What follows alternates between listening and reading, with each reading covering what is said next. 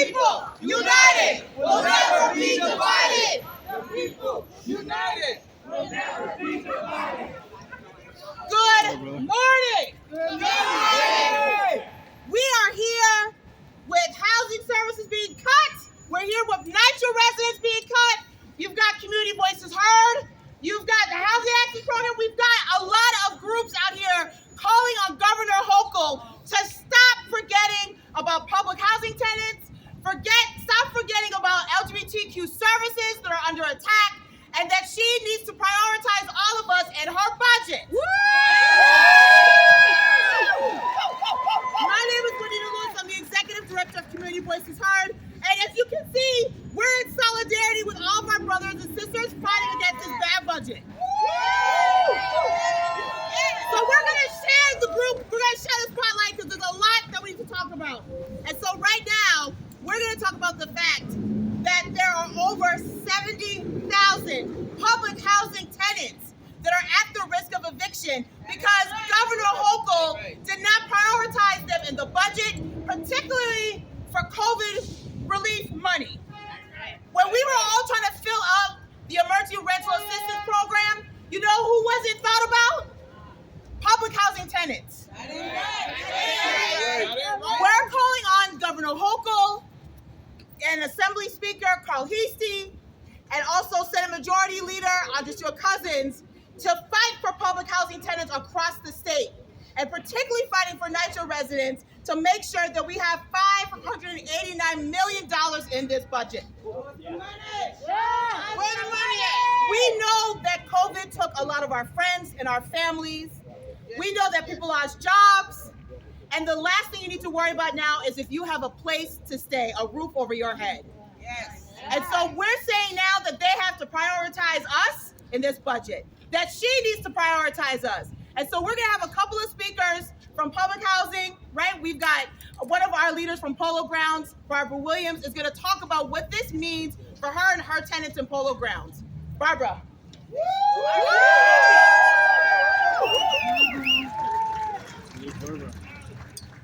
Good morning. Good morning. My name is Barbara Williams, and I'm a member of Community Voices Heard. And I'm also a public housing resident. So I'm fighting for public housing along with everyone here. I'm tired of Niger residents being put at the back of the line. That ain't right. Every time something come up, we're at the back of the line. We don't have any more money. My community went through so much during the pandemic. People struggled.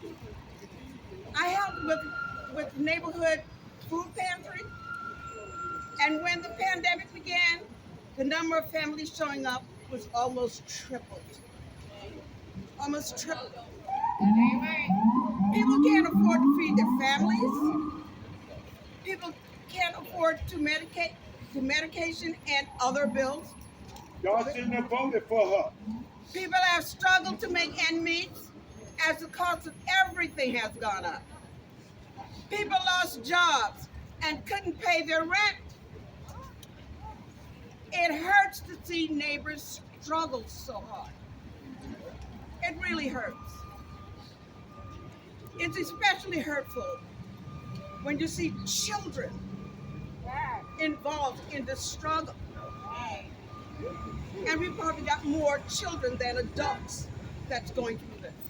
Because each household has at least one child. You know, there are 791 households in my development alone that owe back rent and are facing eviction. And that's just one development. These families and their children are depending on our elected officials to come through. What's going on? We voted for these people. When are they going to come through for us? It is unfair that all the other renters in the state got COVID rental assistance while residents in public housing at Section 8 were put at the end of the line yet again. Shame. Public housing residents are always at the end of the line. Always. And we are being slapped in the face as if we don't matter.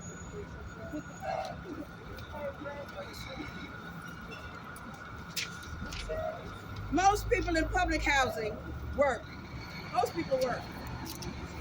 And many of those who don't work are retired. We were told that the state would have the money for people who were laid off or got sick and couldn't pay their rent. Then in January, we were told that there was no money left for families in public housing. That ain't right. Our government is bailing out Wall Street while we are being told we don't matter. It is totally unacceptable. And I say it again, unacceptable. Unacceptable. We have to stand up and say enough is enough. Enough is enough. The governor needs to add the money to this year's budget to help Niger residents. We will not stand back and say nothing. This is why we are rallying here today. Because public housing is always at the end of the line. We are speaking up as voters and letting our elected officials know that this has to stop, and it has to stop now. They must put money in the budget to right this very wrong. Thank you. When poor people are under attack, what do we do? Stand up, fight back. When poor people are under attack, what do we do? Stand up, fight back. When poor people are under attack, what do we do? Stand up, fight When back. public housing is under attack, what do we do? Stand up, fight back. When LGBTQI is under attack, what do we do? Stand up, fight back. When all of us are under attack, what do we do? Stand up, fight back. I got it. So now we're gonna have Councilmember Alexa Aviles, who is here with us, who is the chair of the Public Housing Committee in the New York City Council. Thank you. I was like, see, I'm projecting. New York City Council, and she's here fighting with us, and she's gonna say a few words. Councilmember, thank you. Thank you. Yeah, that's right.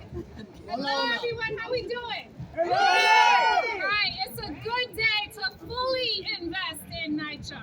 Invest in NYCHA with the urgency, with the importance that this lovely, incredible asset is to New York City. So I want you to know, my name is Alexa Aviles. I am the council representative for District 38 in Brooklyn, which includes Red Hook, Sunset Park, and portions of other neighborhoods. But I have the honor and privilege of being the chair of the Committee on Public Housing at the New York City Council. And so I just want to say that, New York was the only state to put subsidized housing residents at the back of the line for a rental assistance. That's a damn shame. Since Governor Pataki, New York State has not regularly contributed to operating or capital funds to support the lowest income tenants who call public housing home across the state. They have systematically defunded public housing. What we are seeing today is the result of decades of disinvestment in public housing. It did not happen by happenstance. These were policy decisions. These were funding decisions that were made year in and year out by state representatives, by federal representatives, and by local representatives. The $538 million for NYCHA and the $51 million we are demanding for the upstate housing authorities is just the floor of what we need to be investing in public housing. If we are serious about addressing New York's housing crisis, we must recognize that public housing is part of the solution and must, absolutely must, match our words with dollars. Yes. We need the money. Where's the money? Where's the money? We don't want any more empty promises. We also don't want Trump change. We have a $200 billion budget, and that budget tells you what's important. And we keep being left to the end. And that is not okay, because that's our money. We are taxpayer dollar. We are taxpayers, right? And I say the same thing for the city.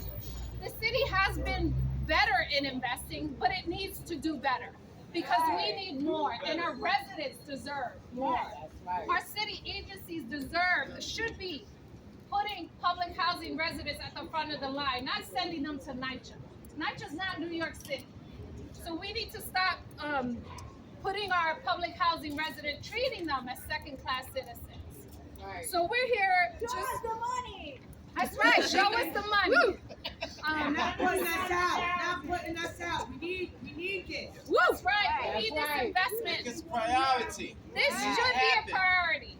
Our people should be a priority. Our health and dignity should be a priority. If you want to talk about public safety, then you need to talk about investing in safe and secure housing. Because what keeps us safe is housing, dignified housing. That's what keeps us safe. You're right. So that's right. So I'm going to close out here and just say, this is honestly, again, Governor Hochul, New York State Legislature.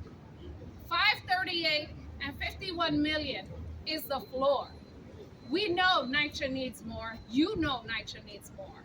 All right? If you care about housing, if you care about New York State tenants, residents, then you need to actually do the thing.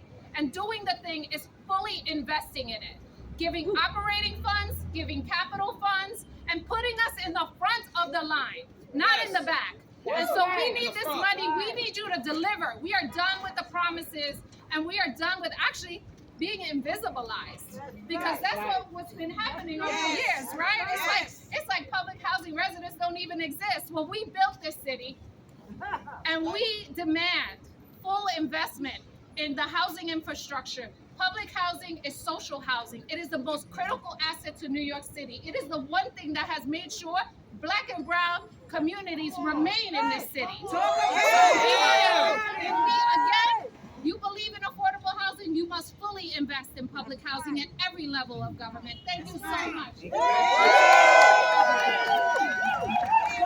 housing is under attack. What do we do? Stand up, fight back. The safety net is under attack. What do we do? Stand up, fight back. We're all under attack. What do we do? Stand up, fight back. We're all under attack. What do we do? Stand up, fight back. We're all under attack. What do we do? Stand up, fight back. Right, stand up and fight back.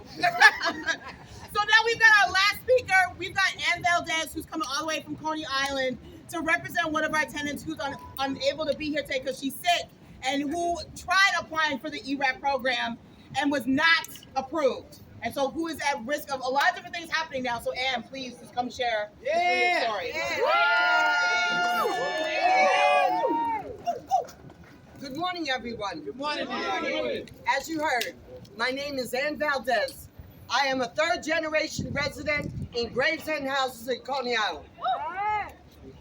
And I've been a long-term public housing constituent and member of Community Voices Heard over 20 years. COVID-19 disrupted so many lives, and many people in NYCHA fell behind in their rent.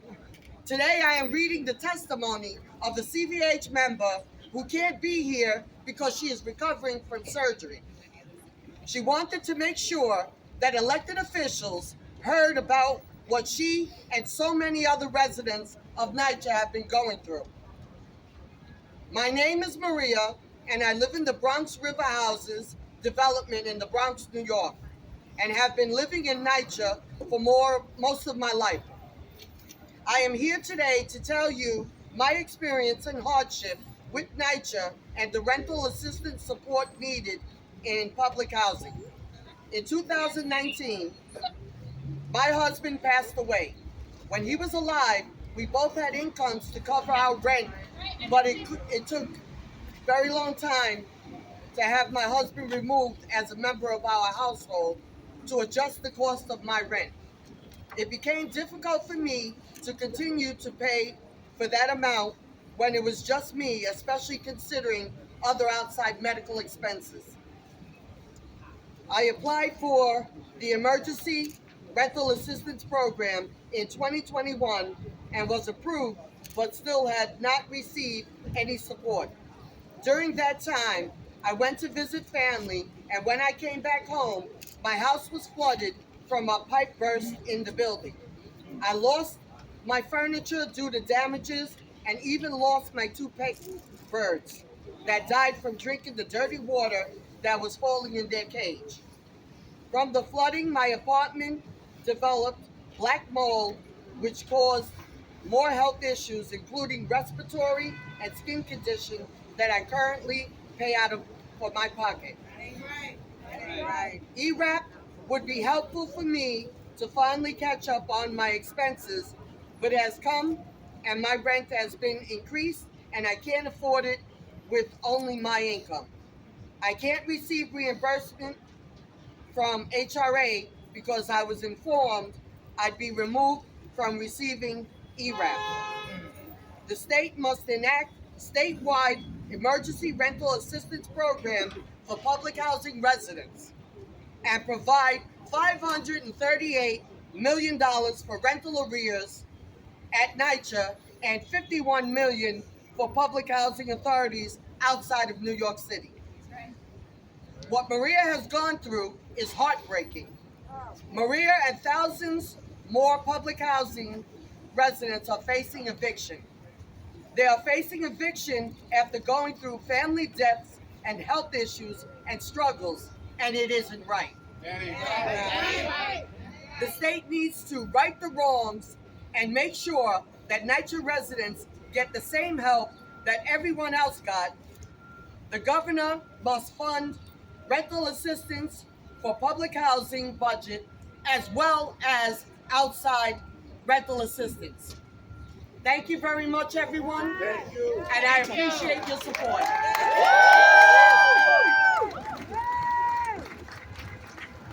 So you've heard from our members, you've heard from the council member who is calling on the state, calling on Governor Hochul to make sure we stop putting public housing tenants at the back of the line. Just like how you go to a club and you've got the red velvet rope and who gets to go places, we need to move in front of the rope so we can make sure that our tenants are getting the money that they deserve. So Governor Hochul, you see us, we're not going anywhere. Show us the money and put that money in the budget. We want to make sure that over 70,000 public housing tenants are able to stay in their homes. They're able to take care of themselves and their families, and that we get that over $500 million to make sure that public housing tenants stay in their homes. Thank you, because what happens when poor people are under attack? What do we do? Stand up, fight back! When poor people are under attack, what do we do? Stand up, fight back! Public housing is under attack, what do we do? Stand up, fight back! The safety net is under attack, what do we do? Stand up, fight back! I'm going to kick it over to Reed to talk about this next important action, an important bill that we need to make sure it's in the state budget. So we are all here in solidarity, because when one of us is impacted, all of us are impacted.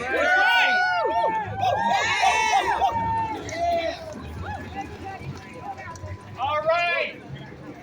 Governor Hochul has harmed LGBT services with this harmful Medicaid pharmacy carve-out.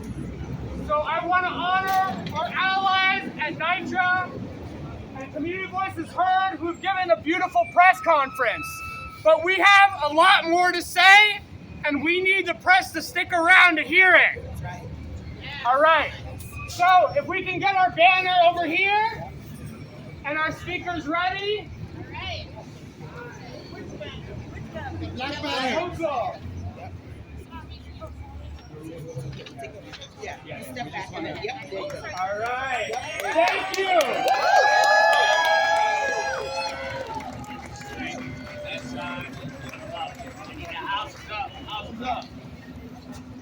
All right. So, earlier this week, can you all hear me? Yes! Can you all hear me? Yes!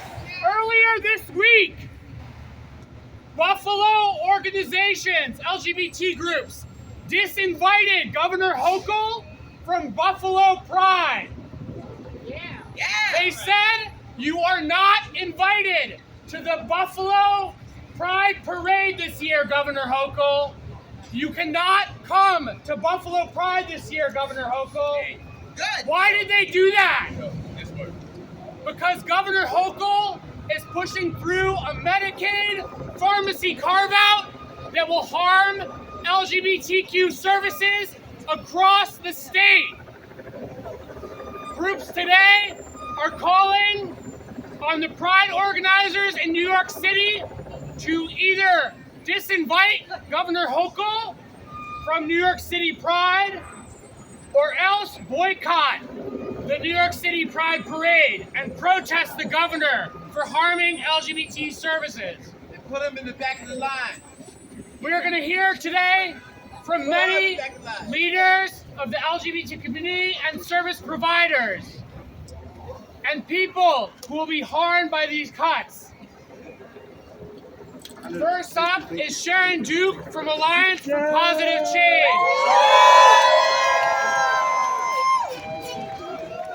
Hi, everybody. Hey, I'm Sharon Duke, Executive Director at Alliance for Positive Change. And I am here today in solidarity with housing programs, medical programs, community health providers, providers of services to the LGBTQ populations, to people living with HIV, to people who use drugs, to people who need our services. We are here today to tell Governor Hochul to stop the Medicaid carve-out. That's right. Reverse the 340B carve-out. It sounds wonky, but the impact is devastating. The impact of what Amir Basiri, the Medicaid director, who does not care about the health of low-income New Yorkers across our great state. He wants to say to the legislature, to the governor, to the governing process that he doesn't care about the leadership in Albany. He wants to move forward with this carve-out. The Medicaid carve-out of the pharmacy benefit will result in lost jobs. It will result in lost services. And worst of all, it will result in lost health and access to medications, to healthcare, to food pantry, to transportation, to navigation, to all kinds of services that we provide. Mental health Services, harm reduction, substance use, housing, all of the services that our communities across New York State need. We, the safety net providers of New York State, are investing tens of millions of dollars into our communities to ensure that low-income New Yorkers across our great state have access to the services that they need and deserve. Yes. Governor Hochul has the power to stop the carve-out.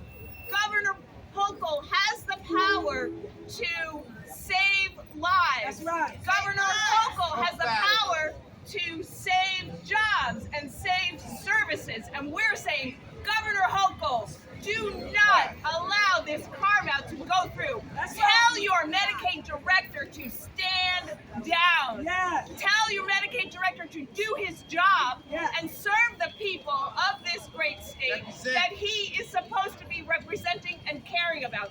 We, the New York State safety net providers across from Buffalo to Brooklyn, we are providing the services and the resources that our communities need, the LGBTQ plus community, the people who use drugs, the homeless, the public housing, people with harm reduction needs, and people with mental health needs. Our programs, our services, our resources are the tapestry and the glue that keeps people connected to care. And our governor is allowing Medicaid to take that money out of our communities and hurt the health of the people who need it the most. Shame. That is shame.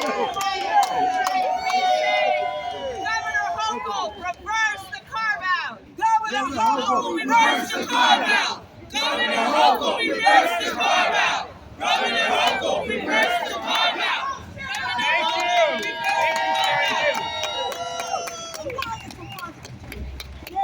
So I want to hear everybody say, no pride, Hochul! No pride, Hochul! No pride, Hochul! No pride, Hochul! No pride, Hochul! No pride, Hochul! When trans lives are under attack, what do we do? Stand up, fight back! When gay lives are under attack, what do we do? Stand up, fight When back! lesbian lives are under attack, what do we do? When bi lives are under attack, what do we do? Stand up, fight back! When gender non-conforming lives are under attack, what do we do? Stand up, fight back! That's right. So next, that's right. Next up, we have Andrea Bogat to speak about the impact of cuts to LGBT services that Hochul is proposing. Thank you. Good morning, everyone. Good morning! Happy International Day of Transgender Visibility. My name is Andrea Bogat. I go by Bo for short, and I'm a care manager at Housing Work. And I'm here to let y'all know that my trans and non-binary siblings are under attack right now. That ain't right. That ain't right. If this carve-out goes into effect, how are we going to make sure that my HIV-positive siblings have access to supportive services, care, and treatment? Right. That ain't right. If this carve-out goes into effect, my trans and non-binary siblings are left to scavenge for HRT, a journey that uplifts and saves lives. We at Housing Work save lives. Yes. Living in New York City, I thought we would be protected from anti-trans and anti-LGBT rhetoric and legislation. However, Governor Hochul has deceived us again. Deceived us. April 1st is tomorrow. Governor Hochul is turning a blind eye to those who are experiencing marginalization, homelessness, illness, and violence.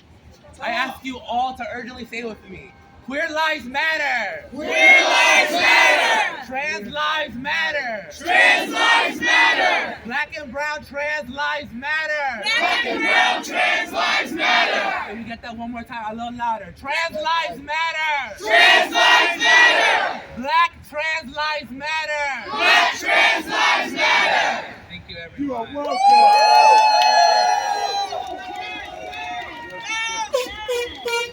Thank you. Thank you so much. Thank you so much, Andrea. So, next up, I want to ask our council member if you're ready to speak. Where's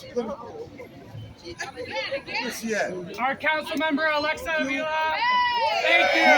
Speaking on this issue. Thank you for standing in solidarity with us. Please help us call out Governor Hochul on this harmful cut to services. We need to stop the Medicaid pharmacy carve-out. That's right, that's right. So, this way, why are our people being carved out? Why? Tell us, please. They don't care. It doesn't make any sense. It doesn't make any sense. If we want to talk about public safety, Governor Hochul, public safety is making sure that our people get the medications that they need. Public safety is making sure that our residents are in safe and dignified housing. Public safety is making sure that our residents get all the services that keep families safe and whole and thriving. Why would we cut the very things at such a critical time? We are not done with this pandemic. No. We still have the pandemic of capitalism that uses our body for profit. And we need to be done with this. We need to make sure that our public dollars are invested in our people, in the people, and stop kowtowing to pharmaceutical companies and private hospitals and all of those corporations that are making money hand over foot while we can't even afford prescriptions. Say no to the carve-out to every state legislator. If you purport to support working class people, then you must make sure that you vote against any carve-out, and you make sure you prioritize the working class people that voted you in office. That's right. And make That's right. Now you're talking. That's That's right, a tu pueblo. So protect the people, make sure we get what we deserve, what we should have, what is a human right. Healthcare is a human right, and our bodies should not be profit margins, and our government should not be aiding and abetting profit of corporations over our health and wellness. So with that, thank you so much. Thank you. So,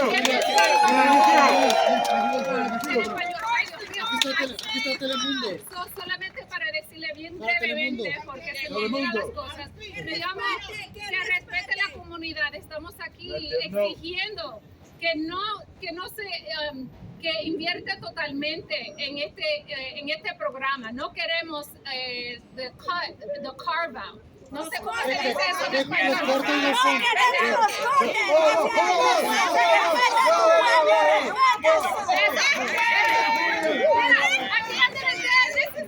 This is community.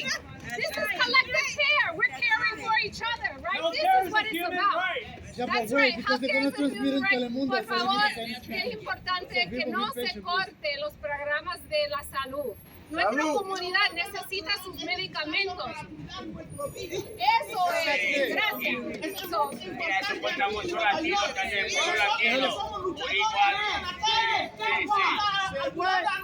Ella tiene que Es un abuso para nuestra comunidad y no lo vamos a permitir.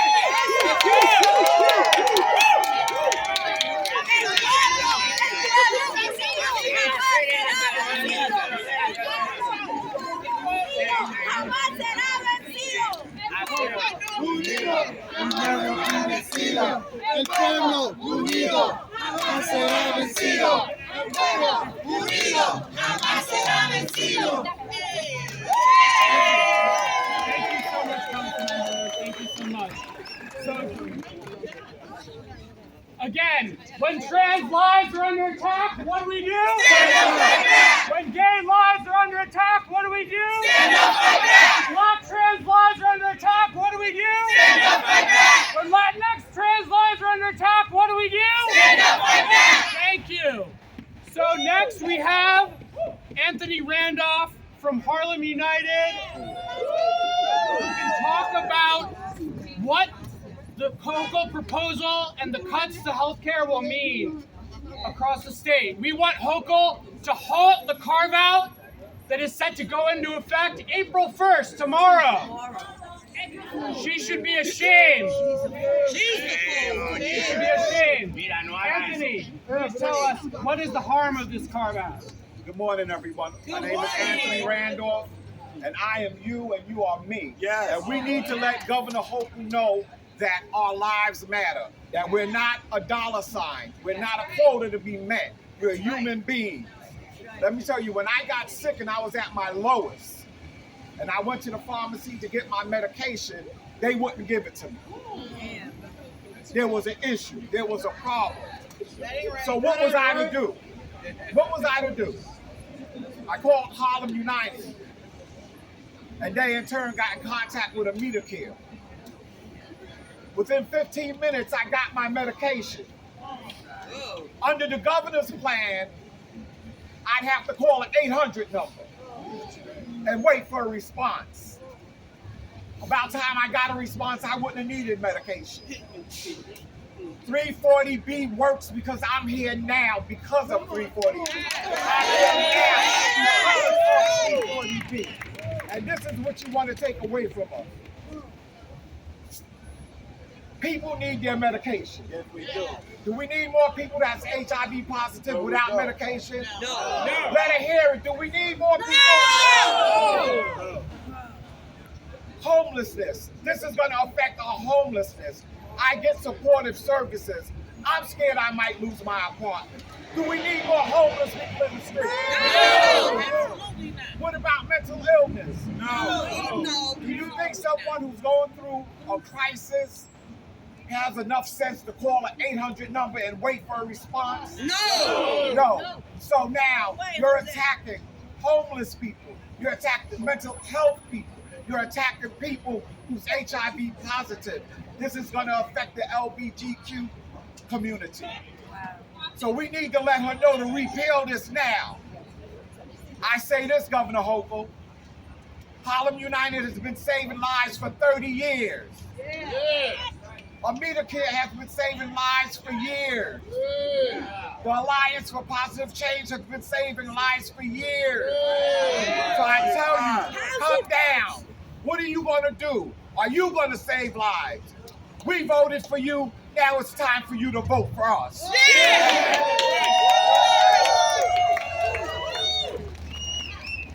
Thank you.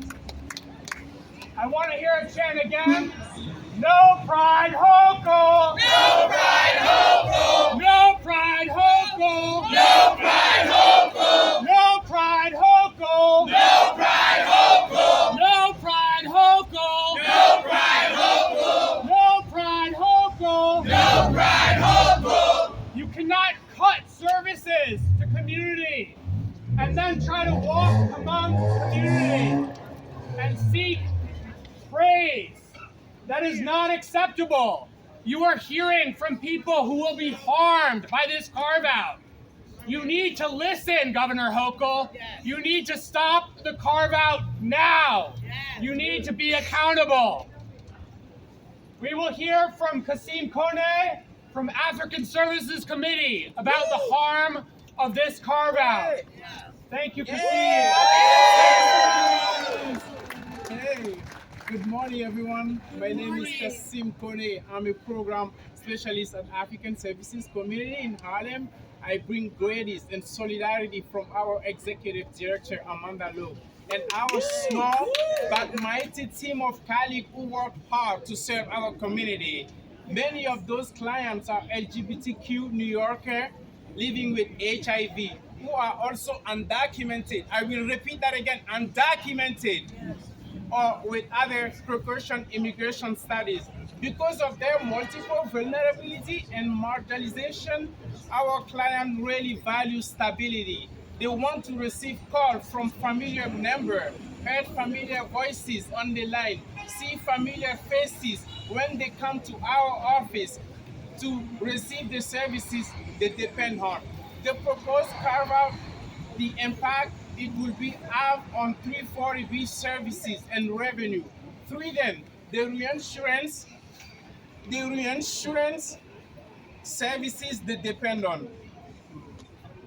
It put our stability and an organization at risk.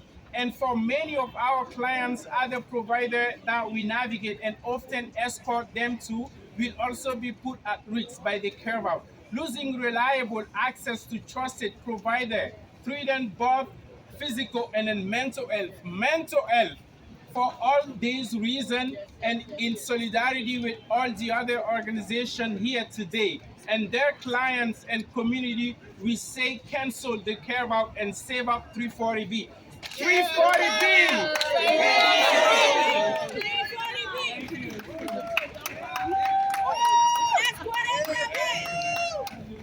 So, Kasim said, when healthcare is under attack, what do we do? When mental health care is under attack, what do we do? That's right.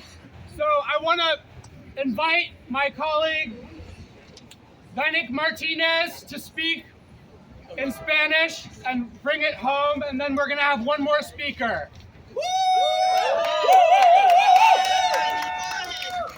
Todo el mundo ya lo dijo en español, no lo voy a repetir más veces. Necesitamos que la gobernadora apoye cosas que beneficien a la comunidad, que ayuden a la comunidad de bajos ingresos y también hay gente de media clase. Esto no se trata de raza ni de color, ni de political party. I'm a proud centrist and I'm a proud atheist. Because Republicans get HIV, Libertarians get HIV, everybody else get HIV. Religious people get HIV, atheists get HIV. Gobernadora, por favor, se lo ruego, no recorte el programa 340B, porque eso va a matar vidas, va a afectar a muchas personas y sí, ¿sabe qué?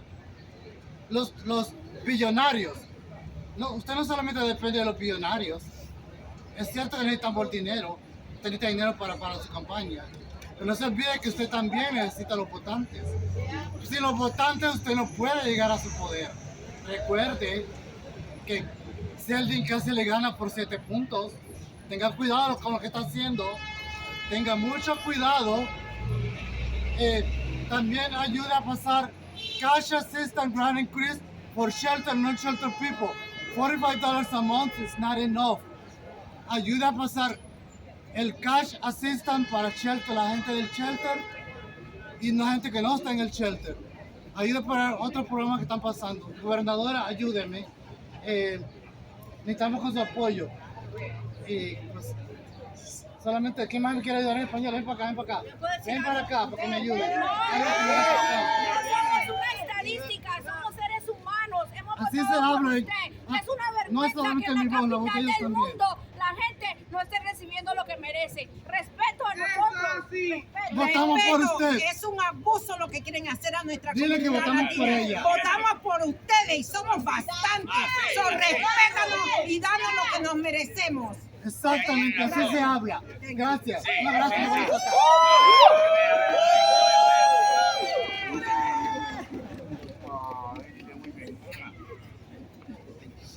¡Bravo!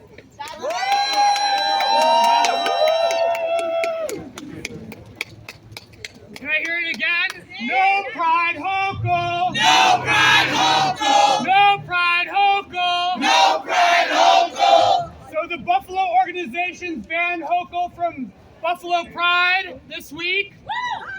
We want to make sure she's on alert that our lives matter, that community lives matter, that LGBT lives matter, and she needs to be accountable. That's right. She cannot count on support of people who she is cutting funding and services from, who she's cutting healthcare from. That is not okay. Right now, we have another, and our last speaker, Jackie Kilmer, Executive Director of Harlem United. Thank you. Governor Hochul has said repeatedly, along with the Department of State, the Department of Health, that our lives matter, that health equity is a priority, that health access, increasing access to health care for all communities, the LGBTQ community, communities of color, that is a priority. That just can't be. Nope. It cannot be. Actions speak louder than words, Governor Hochul. Yeah. And if you allow this carve-out to go through, you will be saying you don't care. Health equity doesn't matter. Increasing access to health care for all of the communities that need the care so desperately doesn't matter to you. And the same is true for the Department of Health. Today's the day. Today is the day. The day. Today is the day for you to reverse the carve-out. You have to stop it. You have today. One day, that's it. To tell everybody that it really does matter to you, that these communities, all of us, are a priority to you, that health care is a priority to you, that health equity is a priority, that access is a priority, that the safety net is a priority. You've got one day. Do it today. Yes. End the carve out. Yes. Thank you.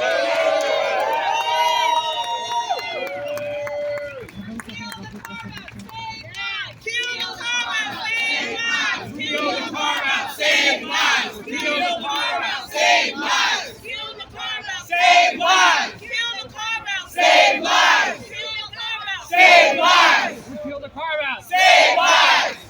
Thank you so much. Thank you so much, everybody. What we see here is our collective power. What we see here today is our collective power. Community. What we see here today is our community. We have come together to speak to Governor Hochul and tell her there will be consequences. That's right. There will be consequences. We travel. Stop the carve-out now or else. Yes. Stop the carve-out now or else. Stop the carve right now Or else. That's right. So we are telling Governor Hochul that she will be protested at Pride if she moves forward with this carve-out. There will be anger in the community. The way her Department of Health has acted during this process is unacceptable. Unacceptable. The lack of assessment of the racial health equity of this carve-out is unacceptable. The lack of LGBT health equity assessment of this carve-out is unacceptable. They are toying with people's lives. They are toying with our lives. And we are enough people. We matter. And we will hold her accountable. That's right, yes. We will hold her accountable. These groups here, these people, each of you have spent years fighting for more services, for improving services to all of our communities.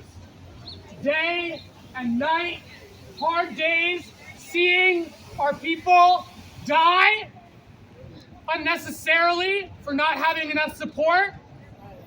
And Governor Hochul is saying, I don't care about you. That is what she's saying. I don't care about you. We need to be angry today. We need to show her our anger, and we will be in the streets and hold her accountable if she moves forward with this carve-out. She needs to take responsibility. All right? So, what we want to say is save our safety net. Save our safety net. Save our safety net. Save our safety net. Save our safety net. Save our safety net. Save our safety net. Save our safety net. Save our safety net. Save our safety net.